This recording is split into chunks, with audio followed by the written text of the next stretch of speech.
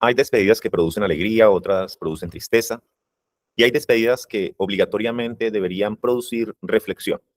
Creo que el adiós de Gustavo Petro a la presidencia de la República pertenece a esta última categoría.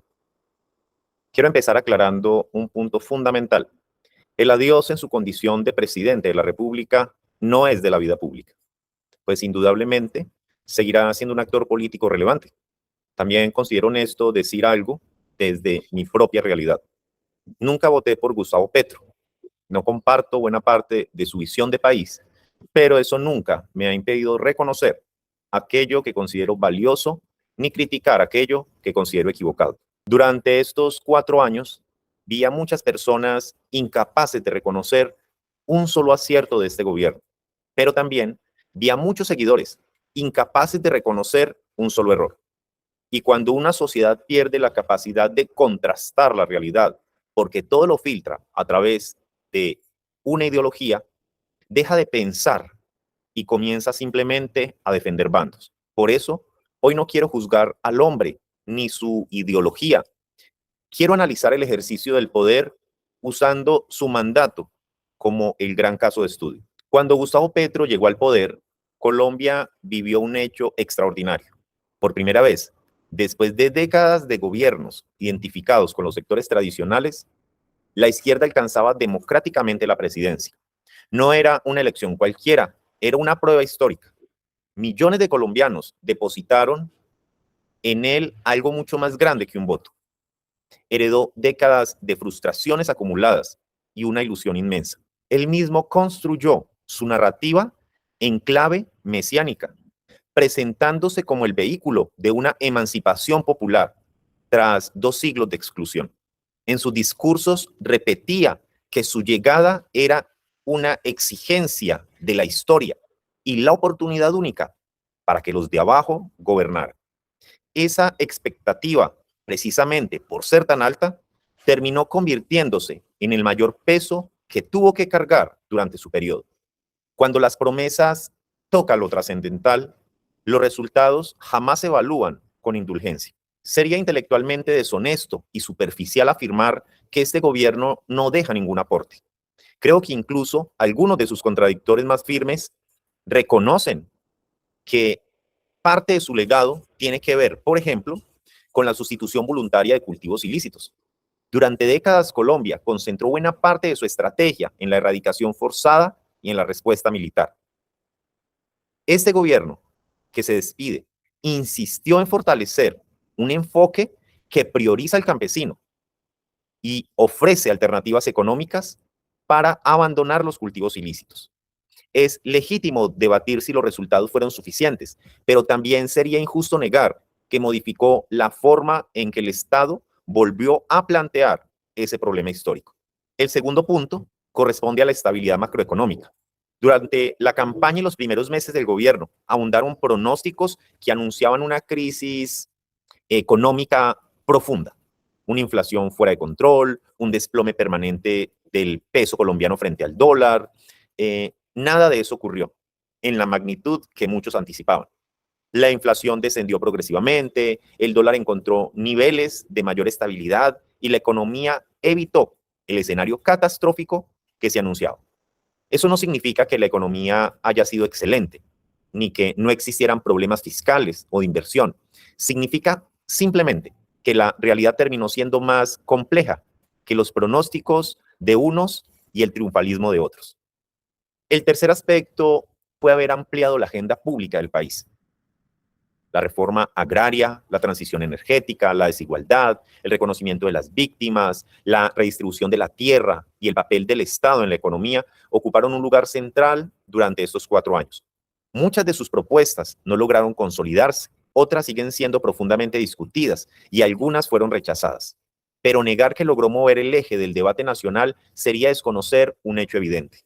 Por último, también se resaltan avances en algunos indicadores sociales, como el desempleo y la pobreza multidimensional, aunque sobre estos últimos existen un debate legítimo acerca de cuánto corresponde a la política del gobierno y cuánto a la recuperación económica posterior a la pandemia. Reconocer estos aspectos no convierte a nadie en petrista, Del mismo modo que reconocer los errores de este gobierno no convierte a nadie en enemigo de la izquierda. La honestidad intelectual comienza cuando somos capaces de aceptar los hechos, incluso cuando esos hechos contradicen nuestras simpatías políticas. Dicho lo anterior, este gobierno también deja tres heridas profundas que marcarán negativamente este legado y que exigen ser señaladas con total contundencia, sin diplomacia y sin adornos. La gestión y la percepción de la corrupción. No me corresponde a mí establecer responsabilidades, y mucho menos penales, pues esa es la tarea de la justicia. Pero el problema político y moral fue devastador. Millones de ciudadanos sintieron que el gobierno no actuó con total contundencia, con la rapidez ni con la coherencia ética que tanto prometía cuando era oposición. En política, la confianza se pierde en el terreno de los principios mucho antes de que exista una sentencia judicial. Quien se vende como la reserva moral de un país debe aceptar ser juzgado con el estándar más alto posible. Quizás uno de los aspectos más preocupantes de su ejercicio presidencial fue la incapacidad de aceptar la crítica y ver sus propios defectos reflejados en los otros. Parecía existir una peligrosa tendencia antidemocrática a interpretar que quien no apoyaba al gobierno actuaba por egoísmo, mala fe o defensa de privilegios.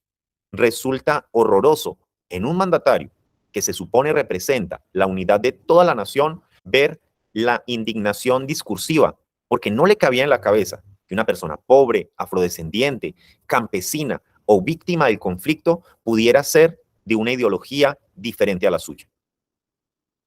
La dignidad y el pensamiento de un ciudadano no dependen de la ideología que abrace. Cuando el adversario es convertido en un enemigo moral, la convivencia democrática se rompe. Hay un abismo gigantesco entre tener buenas intenciones y tener la capacidad gerencial de materializar esas intenciones en beneficios reales para los ciudadanos. Gobernar exige método, disciplina, gerencia, conformación de equipos competentes y rigurosidad técnica. Gustavo Petro pasará a la historia como uno de los mejores parlamentarios y opositores que ha tenido Colombia, pero también como la demostración viva de que ser un gran congresista no garantiza ser un gran gobernante. Legislar y administrar son oficios profundamente distintos. El presidente dice adiós, seguramente con el malestar íntimo y la decepción de no haber estado a la altura ejecutiva que su propia dignidad e ideales merecían. A partir de hoy, la izquierda colombiana pierde su argumento histórico más poderoso, el de decir que nunca le habían dejado gobernar. Ese mito terminó. El desafío que ahora enfrentan no es imposible, pero sí complejo.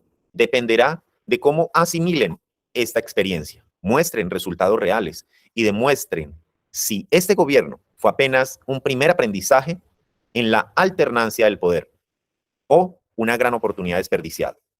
Pero que nadie en la derecha se equivoque, ni celebre antes de tiempo. El fracaso o las limitaciones de un gobierno no convierten automáticamente en competente al siguiente.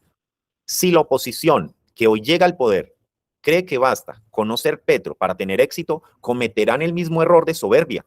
La derecha también tendrá que demostrar que aprendió las lecciones de la historia reciente, porque los límites institucionales y la complejidad del Estado colombiano seguirán siendo exactamente los mismos. Desde el Congreso o desde la tarima de campaña, las soluciones a los problemas públicos parecen evidentes, pero cuando un presidente se sienta en el escritorio de la Casa de Nariño, comprende que transformar un Estado de más de 50 millones de habitantes exige algo más que discursos inspiradores o convicciones ideológicas. Exige enfrentar restricciones jurídicas, límites presupuestales, mayorías que deben construirse en el Congreso, controles de las demás instituciones, presiones internacionales y una realidad infinitamente más compleja que cualquier discurso de campaña. Por eso, jugar el partido siempre será mucho más difícil que opinar sobre él. Gustavo Petro se despide de la presidencia. Seguramente se va con la satisfacción de haber logrado algunos avances valiosos, pero en lo profundo de su ser debe albergar una tristeza, una impotencia de ver que sus metas más ambiciosas no se pudieron cumplir y que tuvo que conformarse con aportes mínimos frente a lo prometido. La gran enseñanza de este adiós no es para humillar al que se retira, ni para aplaudir ciegamente al que llega. Es para recordarnos que ejercer el poder ejecutivo para cambiar la cotidianidad de los ciudadanos es una misión casi imposible. Ojalá el nuevo gobierno asuma el cargo con la mesura, la sabiduría que solo viene de Dios, la competencia técnica y sobre todo la profunda humildad para entender que gobernar nunca consiste en derrotar o insultar a la mitad del país, sino en servir con resultados a toda la nación. Gracias por acompañarnos. Hasta una próxima edición del Análisis del Día.